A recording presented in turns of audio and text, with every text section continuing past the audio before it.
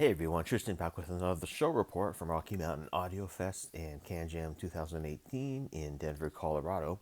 And in this video is going to be my listening impressions of the Chord Hugo TT2 and the Chord MScaler. These aren't quite released in the United States yet, but they will be releasing over the next couple of months.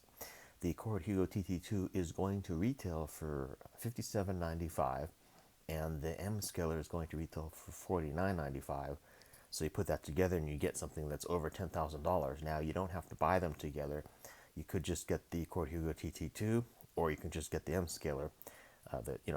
They both work independently, or with the MScaler can work with other DACs, but it's optimized for Chord DACs. Currently, the MScaler only works with the Chord Hugo TT2, the Chord Dave, and the Chord Qtists because those are the ones that have dual BNC digital inputs, and that's what's required to take advantage of the MScaler. But anyway, I got to listen to this setup actually 3 different times at 3 different booths. One was at the official Chord booth, and that's what you're looking at here. This is from the Chord booth.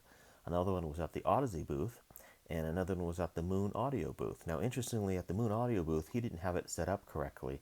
The MScaler was not passing through the right signal somehow to the Chord Hugo TT2 because changing the button on the MScaler did not actually change the signal on the Hugo TT2, so I don't know what was up with that.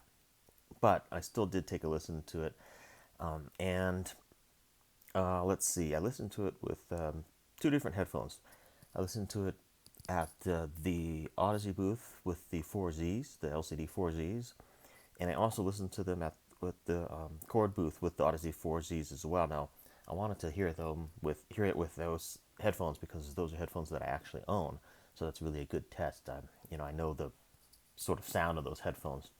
And then at the Moon Audio booth, I listened to them with the new Focal Elegia headphones. Now, I have to say the setup sounded really, really very good. Probably one of the best setups I heard at the entire, CanJam.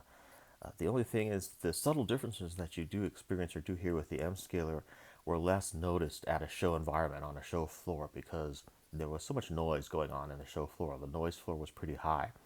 So I think in order to actually notice the subtle differences that the MScaler provides, you really do need to be in a quiet room and quiet environment. And the show floor was not that. So, toggling on and off the MScaler, the difference was quite subtle in the show floor. I did hear the difference, and of course the differences will be more based on, what you're throwing it in terms of the track as well. So, I did hear differences, but it was more subtle than I could really notice, being that it was kind of a noisy environment. The Hugo TT2 benefit or sound, I did notice pretty much right away that it was a really nice sounding unit. It can output something like 7.3 watts maximum out of the single-ended headphone jack, so it has plenty of power to drive pretty much any headphones in. I certainly noticed that the Odyssey LCD4Z sounded really good out of it, and it just has a really nice, sort of warm sound signature, but highly detailed.